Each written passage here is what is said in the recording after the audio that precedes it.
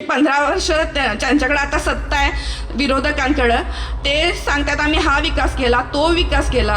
जर तुम्ही विकास केला असेल तर तुम्हाला आता मटणाच्या आणि चिकनच्या पिशव्या वाटायची आवश्यकता काय आहे हो? कारण कामं आम्ही करतो आणि श्रेय ते घेऊन जात आहेत. पण पाचगावची जनता आता सुज्ञ आहे. त्यामुळं आता आपल्या मंदिराचं जे काम झालं मध्ये ते हे सामान्य नागरिकांच्या निधीतून झालेलं आहे. पण विरोधक आता त्यांचं पॅम्पलेट छापले, त्यात त्यांच्या कामांच्या यादीची लिस्ट आहे.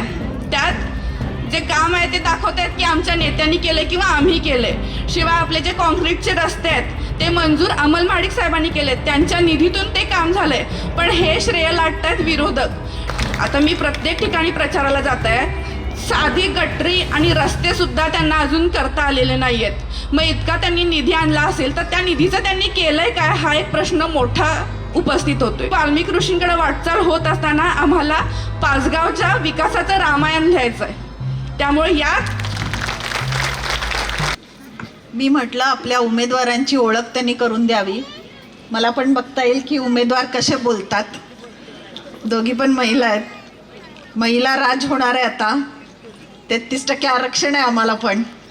त्याच्यामुळे मला वाटतं उमेदवारांनी एक आपली ओळख किंवा मत लोकांच्याकडे मागावं. 2 मिनटं या.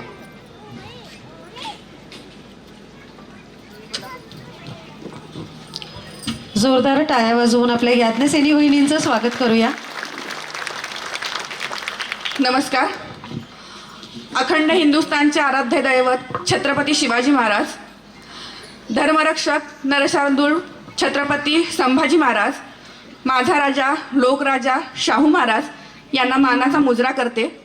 स्त्री शिक्षणाचे पुरस्कर्ते महात्मा ज्योतिबा फुले, क्रांतीज्योती सावित्रीबाई फुले, राजमाता जिजाऊ माँसाहेब, विश्वरत्न डॉक्टर बाबासाहेब आंबेडकर, लोकशाहीर अण्णाभाऊ साठे, तसेच माझे सासरे स्वर्गीय अशोकराव पाटील साहेब यांच्या स्मृतीस वंदन करते आणि माझे मनोगत तुमच्यासमोर व्यक्त करते.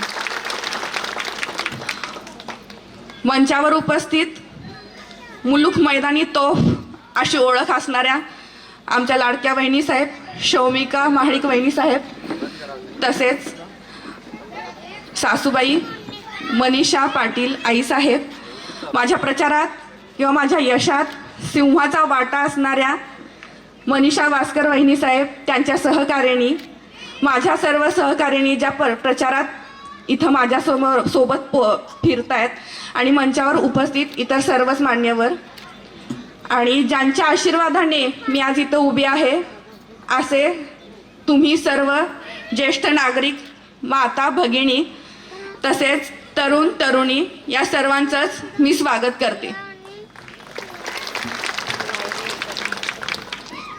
मी आज तुमच्यासमोर उभी आहे हे फक्त भाजपचे एक उमेदवार आणि प्रचारासाठी उभी नाही आहे, तर मला तुम्हाला हे सांगायचं आहे की तुमच्या साथीने मला या पाचगाव मतदारसंघाच्या विकासाचा एक क्रांतिकारी अध्याय सुरू करायचा आहे आणि म्हणून मी आज इथं तुमच्यासमोर उभी आहे.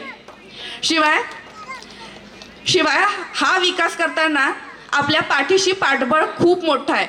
म्हणजे आमचे लाडके आमदार अमल महाडिक साहेब असू देत, खासदार मुन्ना महाडिक साहेब असू देत, आपले चंद्रकांत दादा पाटील साहेब असू देत, यांचं पाठबळ आपल्या पाठीशी आहे. कारण आता सत्ता आपल्या भाजपची आहे. विरोधी नेते तुम्हाला कितीही सांगतील की मी हे करीन ते करीन, पण ते काही करू शकत नाहीत. कारण सत्ता आता आपल्या हातात आहे. म्हणजे केंद्रात भाजप आहे, राज्यात भाजप आहे, शेजारच्या कोल्हापूर महानगरपालिकेत सुद्धा आता भाजपची सत्ता आहे. त्यामुळं आता आपली जबाबदारी ही आहे की आपल्याला जिल्हा परिषद आणि पंचायत समितीमध्ये सुद्धा भाजपची सत्ता आणायची आहे. कारण आपण जर भाजपची सत्ता आणली तर थेट निधी तुमच्यापर्यंत पोहोचेल. कुठलाही विकास काम करायचं झालं म्हणजे रस्ते गटर हे काहीही करायचं झालं तर सगळ्यात महत्त्वाची गरज असते ती निधीची गरज असते. आणि हा निधी आता फक्त भाजपचा उमेदवार किंवा तुम्ही जो निवडून द्याल प्रतिनिधी जो भाजपचा असेल तोच आणेल आणि थेट तो निधी तुमच्यापर्यंत पोहोचेल. त्याशिवाय आपले लाडके पंतप्रधान आहेत मोदीजी, त्यांनी तर आपला देश उच्च स्थानावर नेऊन ठेवलेला आहे. म्हणजे पहिल्या 5 ज्या अर्थव्यवस्था आहेत त्यात भारत देश गणला जातोय. आपल्या राज्याचे मुख्यमंत्री आहेत ज्या आपल्या विविध योजना आपल्यासाठी आणत आहेत. सगळ्यात फेमस ही जी योजना झालेली आहे लाडकी बहीण योजना, अशाच अनेक योजना आहेत जे भाजप सरकार आपल्यापर्यंत आणतंय. इथून 15 वर्षापूर्वीचा जर इतिहास आपण बघितला, काँग्रेसची सत्ता असताना कितपत योजना आपल्याला माहीत होत्या किंवा आपल्यापर्यंत पोहोचत होत्या. पण या 15 वर्षातला जर तुम्ही बघितला तर या ज्या भाजपच्या ज्या काही योजना आहेत त्या अगदी तळागाळापर्यंत पोहोचलेल्या आहेत. म्हणजे विशिष्ट एका मर्यादित वर्गापुरत्या या योजना नाही आहेत, तर अगदी सामान्य शेतकऱ्यापासून ते रिटायर्ड जवानापर्यंतच्या या सरकारच्या योजना आहेत. आणि या ज्या योजनांचा निधी आहे तो आपल्या अकाउंटमध्ये डायरेक्ट जमा होतोय. म्हणजे कुणाकडूनही घपला असा कुठंही होत नाहीये. त्यामुळे या सरकारचा कारभार आहे तो पारदर्शक कारभार आहे आणि असाच कारभार आम्हाला पुढं करायचा आहे आणि त्यासाठी आम्हाला आता तुमची साथ हवी आहे. शिवाय विरोधकांचं कायमचंच काम आहे ते, कारण अमल महाडिक साहेबांनीच आपला पाण्याचा प्रश्न सोडवला होता आणि त्याचं श्रेय त्यांनी घेतलं होतं. पण पाचगावकरांना चांगल्या प्रकारे माहिती आहे की पाचगावचा प्रश्न पेटवला होता अशोकराव पाटील साहेबांनी आणि तो सोडवला अमल महाडिक साहेबांनी. आणि तसंच आता आपल्या मंदिराचं जे काम झालं मध्ये ते हे सामान्य नागरिकांच्या निधीतून झालेलं आहे. पण विरोधक आता त्यांचं पॅम्पलेट छापले, त्यात त्यांच्या कामांच्या यादींची लिस्ट आहे, त्यात जे काम आहे ते दाखवत आहेत की आमच्या नेत्यांनी केले किंवा आम्ही केले. शिवाय आपले जे कॉन्क्रीटचे रस्ते आहेत ते मंजूर अमल महाडिक साहेबांनी केलेत, त्यांच्या निधीतून ते काम झालंय. पण हे श्रेय लाटतात विरोधक. शिवाय आपल्या इथं आर के नगरमध्ये शासकीय रुग्णालय व्हायला लागले. म्हणजे 2014 पासून जेव्हा अमल महाडिक साहेब आमदार होते तेव्हा ते काम चालू झाले. पण मधल्या 5 वर्षात जेव्हा त्यांचा आमदार होता त्यानं त्या कामात खोडा घातलाय आणि आता पुन्हा जेव्हा अमल साहेब आमदार झाले तेव्हा पुन्हा त्याचं काम आता निधी तिथं पुन्हा लागलाय आणि त्याचं पुन्हा काम चालू झालंय. तर त्याचंही श्रेय आता पुन्हा हे घेऊन जायला लागलेत. पण आम्ही तसं होणार नाहीये, आता होऊ देणार नाहीये आणि हे आता तुमच्या हातात आहे. कारण कामं आम्ही करतो आणि श्रेय ते घेऊन जात आहेत. पण पाचगावची जनता आता सुज्ञ आहे. त्यामुळं आम्हा दोघींचंही चिन्ह कमळ आहे आणि भाजपा आपला पक्ष आहे. त्यामुळं आपल्याला येणारे जे जिल्हा परिषद आणि पंचायत समिती आहे त्यावर सुद्धा आपल्याला भाजपची सत्ता आणायची आहे. कारण आम्हाला जास्तीत जास्त कामं तुमच्यासाठी करायची आहेत, नवनवीन योजना तुमच्यासाठी आणायच्या आहेत. शिवाय मी आता एक ग्रामपंचायत सदस्य आहे. मी प्रत्येक गावसभेला हजर असते आणि प्रत्येक गावसभेत मगाशी सौरभदादा म्हणाले तसं प्रश्न असतो की आम्हाला शिवस्मारक बांधून पाहिजे.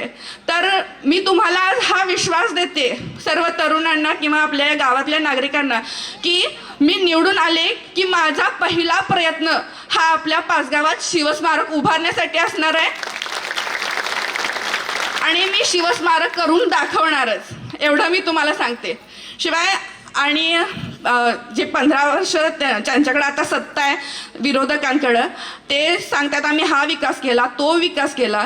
जर तुम्ही विकास केला असेल तर तुम्हाला आता मटणाच्या आणि चिकनच्या पिशव्या वाटायची आवश्यकता काय आहे हो? आता मी प्रत्येक ठिकाणी प्रचाराला जात आहे, साधी गटरी आणि रस्ते सुद्धा त्यांना अजून करता आलेले नाही आहेत. मग इतका त्यांनी निधी आणला असेल तर त्या निधीचं त्यांनी केलंय काय हा एक प्रश्न मोठा उपस्थित होतोय. आणि एक प्रश्न माझ्या मनात खतखततोय तो तुमच्यासमोर मांडते.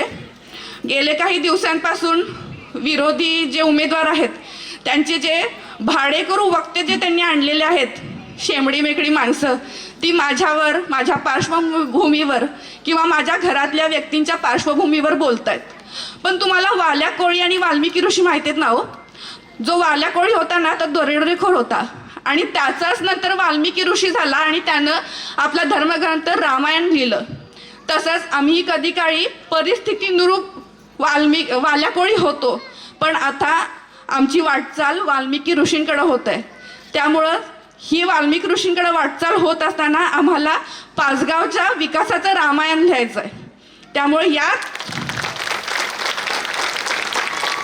यात आम्हाला तुमची साथ हवी आहे.